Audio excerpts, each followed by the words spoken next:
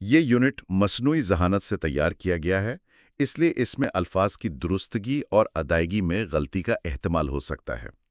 ایسی صورت میں اصل یونٹ سے رجوع کریں۔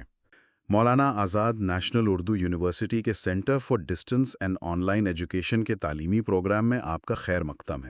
یہ آڈیو یونیورسٹی کے کاپی رائٹ شدہ خود اکتسابی مواد سے تیار کیا گیا ہے۔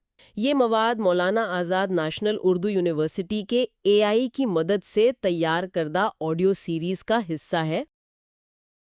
کبھی یہ سوچا ہے کہ وہ کیا چیز ہے جو پانی کو بہنے دیتی ہے، لوہے کو ٹھوس بناتی ہے اور ہوا کو ہوا بناتی ہے؟ یہ سب کچھ ان غیر مرئی دھاگوں کا کھیل ہے جو مالیکیولز کو آپس میں جوڑتے ہیں یا دور رکھتے ہیں۔ آج ہم انہی پوشیدہ قوتوں کے پیچھے کی سائنس کو سمجھنے کی کوشش کریں گے۔ آج کا موضوع کیمیا کا ایک بنیادی ستون ہے، بین سالماتی قوتیں یعنی انٹرمولیکولر فورسز۔ آسان لفظوں میں یہ وہ کشش ہے جو دو الگ الگ مالیکیولز کے درمیان ہوتی ہے۔ یہ اس بانڈ سے مختلف ہے جو ایک ہی مالیکیول کے اندر ایٹموں کو جوڑتا ہے۔ اور اس موضوع کو سمجھنے کے لیے ہمارے پاس ایک بہت تفصیلی تعلیمی باب ہے جس میں کچھ بہترین تصاویر اور مثالیں ہیں۔ تو ہمارا مقصد یہ ہے کہ اس باب سے اہم ترین باتیں نچوڑ کر ایک ایسی کہانی بنائیں جو سمجھ میں بھی آئے اور دلچسپ بھی لگے۔ بالکل، ہم کوشش کریں گے کہ ان قوتوں کو ایک سیڑھی کی طرح سمجھیں، سب سے کمزور قدم سے شروع کر کے سب سے طاقتور تک جائیں گے، اور دیکھیں گے کہ یہ قوتیں ہماری روزمرہ کی زندگی پر کیسے اثر ڈالتی ہیں، جیسے کوئی چیز کیوں ابلتی ہے یا نمک پانی میں کیوں غائب ہو جاتا ہے۔ یہ سمجھنا کہ مالیکیول ایک دوسرے سے کیسے بات کرتے ہیں، مادے کی دنیا کو سمجھنے کی چابی ہے۔ ٹھیک ہے، تو سیڑھی کا پہلا قدم، سب سے کمزور قوت۔ ماخذ بتاتا ہے کہ یہ ہر چیز میں موجود ہے، یہاں تک کہ ان مالیکیولز میں بھی جن پر کوئی چارج نہیں ہوتا، جیسے نوبل گیسز۔ یہ تھوڑی عجیب نہیں لگتی؟ اگر ایک ایٹم پر کوئی مستقل چارج ہی نہیں ہے تو منطقی طور پر اسے کسی دوسرے ایٹم کی طرف کھنچنا ہی نہیں چاہیے، لیکن ایسا ہوتا ہے۔ تو یہاں پردے کے پیچھے کیا چل رہا ہے؟ یہ ایک بہت اچھا سوال ہے، اور اس کا جواب الیکٹرانوں کی حرکت میں چھپا ہے۔ آپ تصور کریں کہ ایک ایٹم کا مرکزہ ہے اور اس کے گرد الیکٹران بادل کی طرح ہر وقت گھوم رہے ہیں۔ وہ کبھی ایک جگہ ٹک کر نہیں بیٹھتے نا۔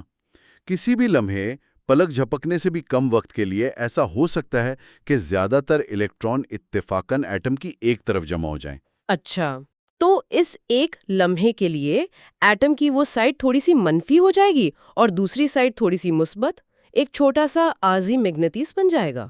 بالکل، اسے کہتے ہیں لمحاتی ڈائپول یعنی انسٹنٹینیس ڈائپول۔ اب یہاں سے جادو شروع ہوتا ہے۔ یہ عارضی میگنیٹ فوراً اپنے پڑوسی ایٹم پر اثر ڈالتا ہے۔ اس کا مثبت سرا پڑوسی ایٹم کے الیکٹران بادل کو اپنی طرف کھینچتا ہے، جس سے اس پڑوسی ایٹم میں بھی ایک ڈائپول پیدا ہو جاتا ہے۔ اسے کہتے ہیں انڈیوسڈ ڈائپول۔ اوہو، تو یہ ایک زنجیری رد عمل کی طرح ہے۔ ایک مالیکیول چھینکتا ہے اور باقی سب کو زکام ہو جاتا ہے۔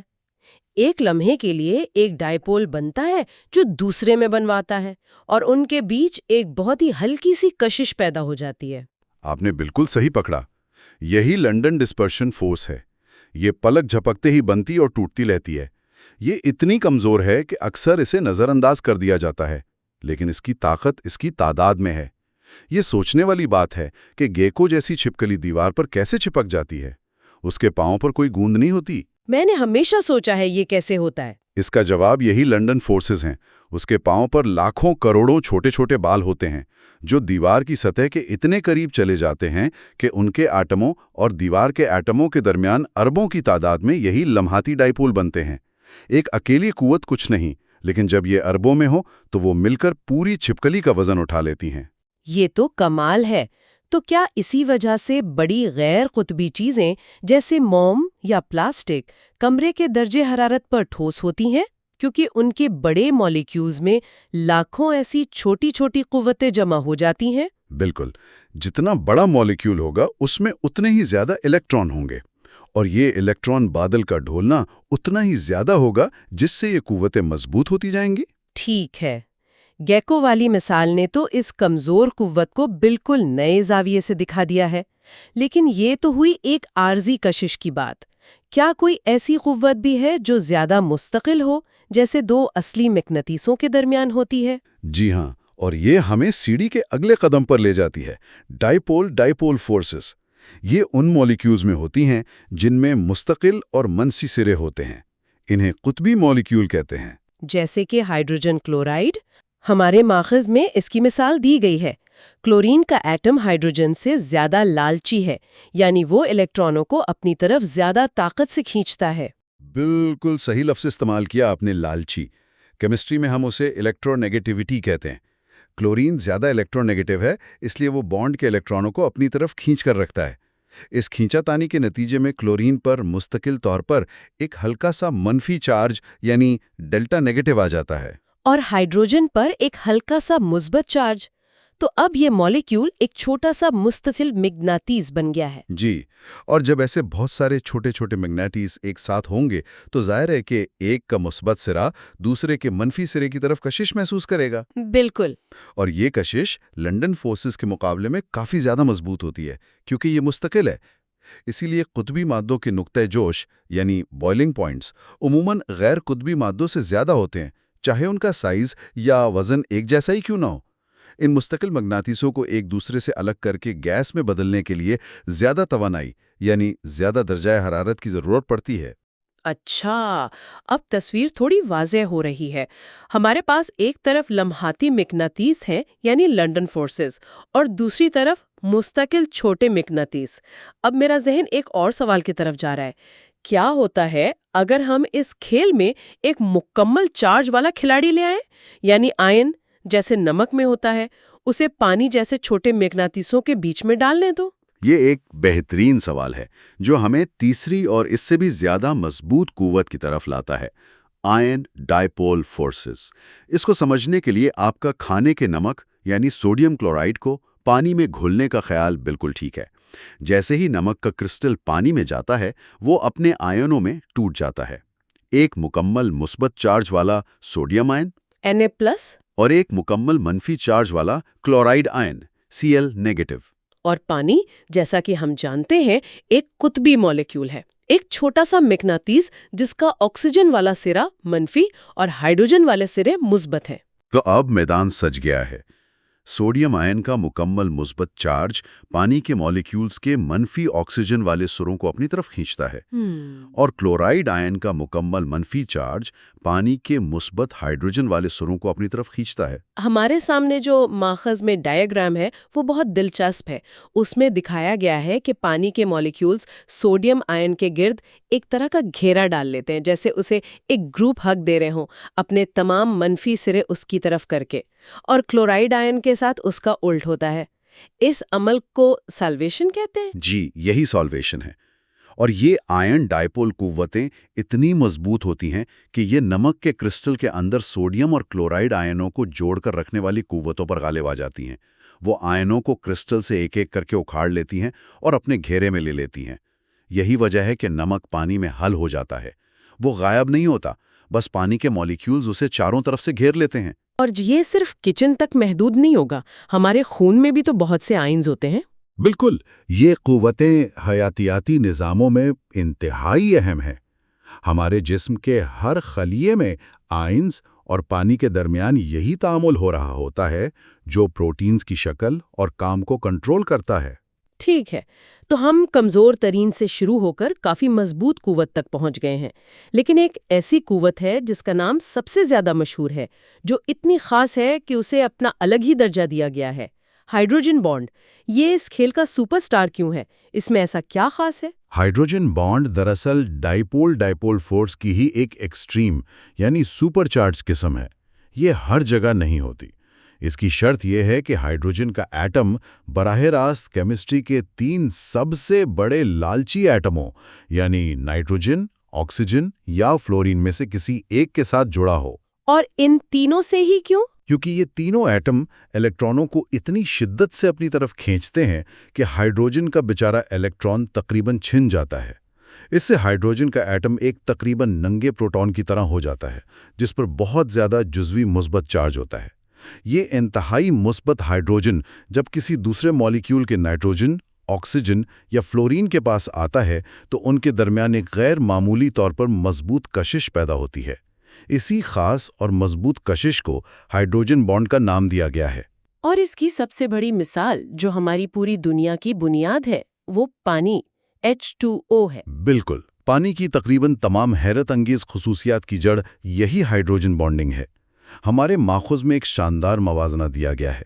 پانی یعنی H2O کا مولیکولر وزن 18 ہے اور میتھین گیس CH4 کا 16، سائز میں تقریباً برابر۔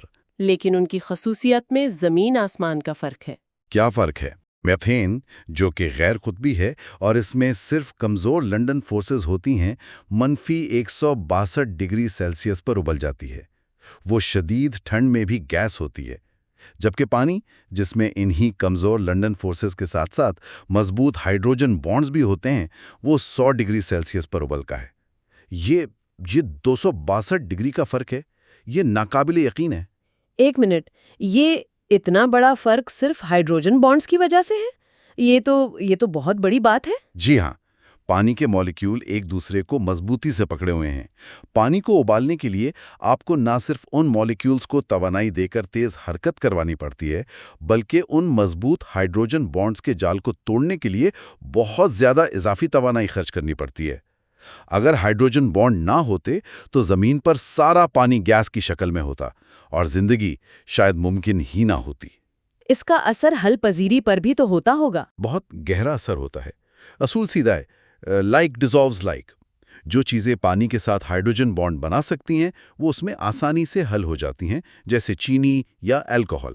ان دونوں میں OH گروپ ہوتا ہے نا۔ لیکن تیل یا ایتھر جیسے مالیکیول جو ہائیڈروجن بانڈ نہیں بنا سکتے، وہ پانی سے الگ رہتے ہیں۔ مجھے ماخذ میں ایک اور بہت دلچسپ بات نظر آئی۔ ایسا لگتا ہے کہ ہائیڈروجن بانڈز صرف الگ الگ مالیکیولز کے درمیان ہی نہیں بلکہ کبھی کبھی ایک ہی بڑے مالیکیول کے اندر بھی بن سکتے ہیں۔ یہ کیسے کام کرتا ہے؟ جی، یہ ایک بہت اہم نکتہ ہے۔ اس کی 2 قسمیں ہیں۔ ایک ہے بین سالماتی یعنی انٹرا مالیکولر ہائیڈروجن بانڈنگ، جس کی ہم اب تک بات کر رہے تھے، جو 2 یا زیادہ مالیکیولز کے درمیان ہوتی ہے۔ یہی قسم ابلنے کے درجہ حرارت اور حل پذیری کو کنٹرول کرتی ہے۔ اور دوسری قسم ہے درون سالماتی یعنی انٹرا مالیکولر ہائیڈروجن بانڈنگ۔ یہ ایک ہی مالیکیول کے 2 مختلف حصوں کے درمیان بنتی ہے۔ ماخذ میں آرتھو نائٹروفینول کی بہترین مثال ہے۔ اس مالیکیول میں OH گروپ اور NO2 گروپ اتنے پاس ہوتے ہیں کہ OH کا ہائیڈروجن اپنے ہی مالیکیول کے NO2 گروپ کے آکسیجن کے ساتھ بانڈ بنا لیتا ہے۔ اچھا، تو مالیکیول ایک طرح سے خود کو ہی گلے لگا لیتا ہے۔ اس کا نتیجہ کیا نکلتا ہے؟ نتیجہ بہت دلچسپ ہے۔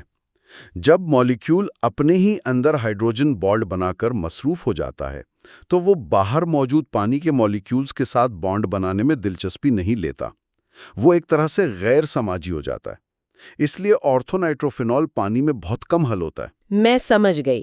جبکہ اس کا ایک دوسرا آئسومر پیرا نائٹروفینول، جس میں یہ دونوں گروپ مالیکیول کے مخالف سروں پر ہوتے ہیں، وہ اپنے اندر بانڈ نہیں بنا سکتا، تو وہ باہر دوست ڈھونڈتا ہے، یعنی دوسرے پانی کے مالیکیولز کے ساتھ بین سالماتی ہائیڈروجن بانڈ بناتا ہے۔ اور اسی لیے وہ پانی میں کہیں زیادہ حل پذیر ہوتا ہے۔ یہ صرف ایک کتابی بات نہیں ہے۔ ماخذ بتاتا ہے کہ کیمسٹ اس حل پذیری کے فرق کو استعمال کر کے ان دونوں آئسومرز کو ایک دوسرے سے الگ کرتے ہیں۔ یہ اس بات کی بہترین مثال ہے کہ مالیکولر لیول پر ایک چھوٹا سا فرق حقیقی دنیا میں کتنی بڑی تبدیلی لا سکتا ہے۔ تو آج ہم نے ان غیر مرئی قوتوں کا ایک پورا سفر طے کیا۔ ہم نے الیکٹرانوں کی لمحاتی تھر تھراہٹ سے پیدا ہونے والی لنڈن فورسز سے شروعات کی، جس کی وجہ سے چھپکلی دیوار پر چڑھتی ہے۔ پھر ہم نے مستقل چھوٹے مغناطیسوں یعنی ڈائپول قوتوں کو دیکھا۔ اس کے بعد آئنوں کی کامیاب کشش کو سمجھا، اور آخر میں ہم زندگی کی بنیاد یعنی ہائیڈروجن بانڈ تک پہنچے۔ یہ واقعی وہ غیر مرئی دھاگے ہیں جو ہماری پوری دنیا کو جوڑ کر رکھے ہوئے ہیں۔ اس ساری گفتگو کا نچوڑ یہ ہے کہ مادے کی خصوصیات، اس کا ٹھوس، مائع یا گیس ہونا، اس کا پگھلنا یا ابلنا، اس کا کسی چیز میں حل ہونا، یہ سب بے ترتیب نہیں ہے۔ یہ سب ان قوتوں کی قسم اور ان کی مجموعی طاقت کا نتیجہ ہے۔ جب آپ ایک گلاس پانی دیکھتے ہیں تو آپ دراصل ہائیڈروجن بانڈز کے ایک وسیع اور متحرک نیٹ ورک کو دیکھ رہے ہوتے ہیں جو ہر لمحہ بن اور ٹوٹ رہا ہے۔ اور یہ مجھے ایک بہت ہی گہری سوچ کی طرف لے جاتا ہے۔ ماخذ میں بتایا گیا ہے کہ ہائیڈروجن بانڈ کی طاقت ایک اصلی کیمیائی بانڈ جیسے کوولنٹ بانڈ کے مقابلے میں صرف 10واں حصہ یا اس سے بھی کم ہوتی ہے۔ یہ اس سے بہت کمزور ہے۔ اور یہی اس کی خوبصورتی ہے۔ ہماری پوری حیاتیات اسی کمزور بانڈ پر قائم ہیں۔ پانی کی وہ تمام خصوصیات جو زمین پر زندگی کو ممکن بناتی ہیں وہ انہی بانڈز کی وجہ سے ہیں۔ یہاں تک کہ ہمارے ڈی این اے کے 2 دھاگے بھی آپس میں ہائیڈروجن بانڈ سے ہی جڑے ہوتے ہیں۔ یہ ایک ایسی قوت ہے جو اتنی مضبوط ہے کہ زندگی کی کتاب کو جوڑ کر رکھ سکے، لیکن اتنی کمزور بھی ہے کہ ضرورت پڑنے پر آسانی سے کھل سکے تاکہ اس کتاب کو پڑھا جا سکے۔ یہ ایک بہترین توازن ہے۔ یہ سوچنے پر مجبور کرتا ہے کہ فطرت میں اور کون سی ایسی درمیانی طاقتیں ہو سکتی ہیں، نہ اتنی مضبوط کہ چیزیں ہمیشہ کے لیے جڑ جائیں اور نہ اتنی کمزور کہ سب کچھ بکھر جائے، جو ہمارے وجود کے لیے اتنی ہی اہم ہوں لیکن شاید ہماری نظر ابھی ان پر نہیں پڑی۔